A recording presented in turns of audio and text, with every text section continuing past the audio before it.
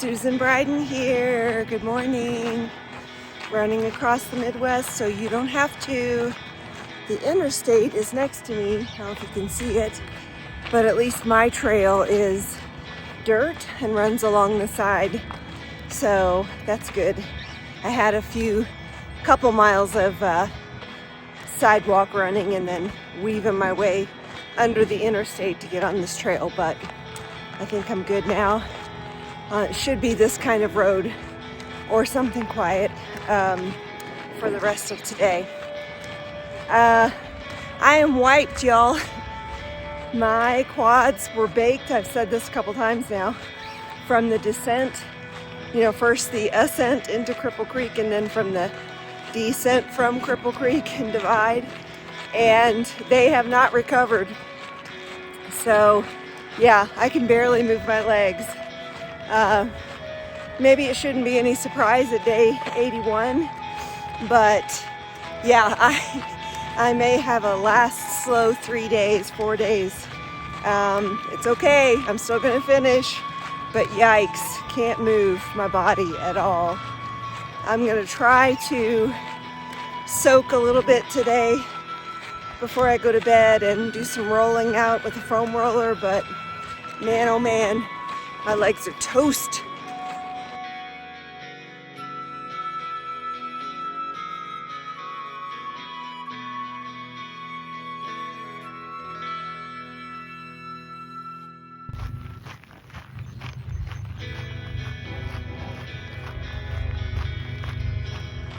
So just left Monument. It's a nice, quiet trail. Lots of different people out running, hiking, biking. It feels good to be home.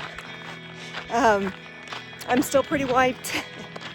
I tried to have another half a cup of coffee and it's just not really making any difference, but I'm able to keep the run-walk interval up mostly. And so I think I have about 10 miles left for the day. And if I just need to stop and sit at a bench like that in the shade for a bit, then that's what I'll do. I can't believe there's only 3.5 days left on this run. My body is very thankful that that's all that's left.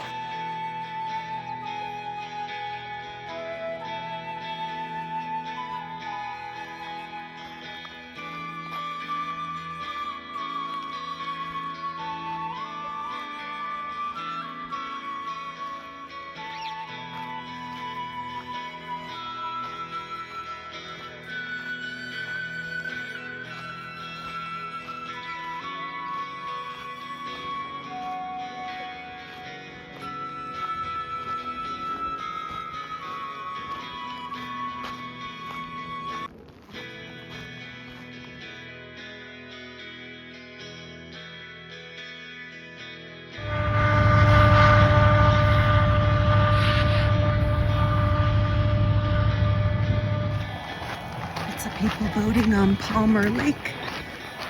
Very nice.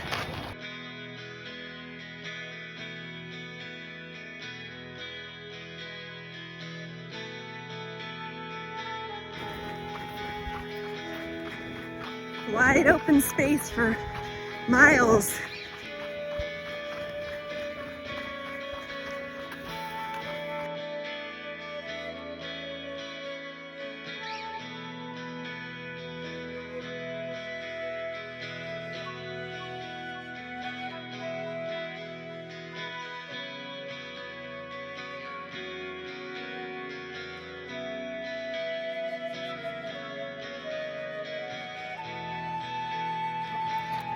All right, last few miles for the day, which is good because I'm low on water, but overall it's been a good day. This is an area, Greenland, which seems to just have a lot of, you can see like abandoned buildings. I think I took a picture of the signage back there. I didn't get a chance to read it very closely. I'm going to do that later when I look again, but seems to have, had a heyday, and now it's kind of empty. I thought I should film another reflection, and I almost have just 3 days left of running, which I still can't wrap my mind around.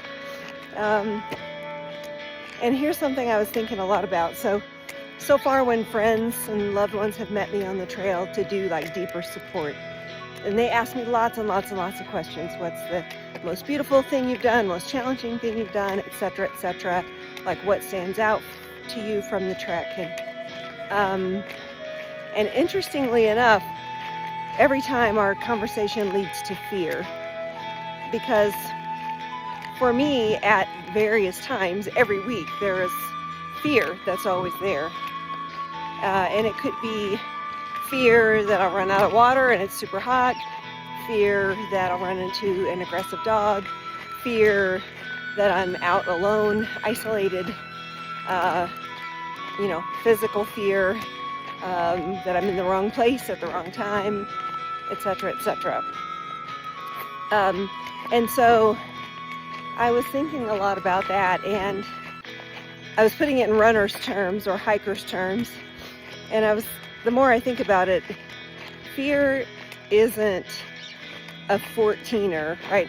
A 14,000 foot mountain that is huge, and you're terrified the entire way, and it's so challenging you don't think you'll make it. But if you do and you get over the top, then you tick the box and say, I've conquered that fear, right?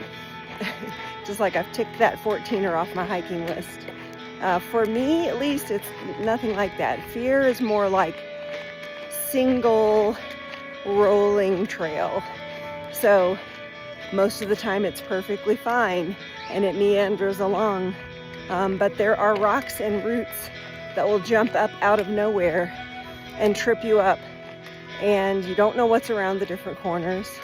And you can prepare, and most of the time it's fine. But when something jumps up, you may or may not have expected it, and it startles you, and you have to deal with it, and you can't really just ignore it. So I guess all of which is to say, fear is a constant. It's not a box you can just check and be done with it, at least not for me. And learning how to cope with my fears out on this adventure has been one of the most important elements of this entire trek. And it's evident to me that I will carry fear with me. There are certain things I've learned to mitigate, but you don't have to run away from fear. You can learn from your fear, find better strategies, find risk mitigations, and just start to lean into the fear and get comfortable being uncomfortable with that fear, knowing that you're doing everything you can do and that you're not going to stop doing what you're doing just because that fear exists.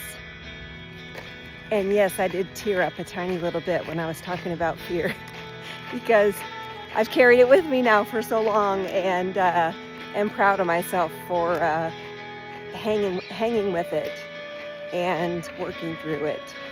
So you can too.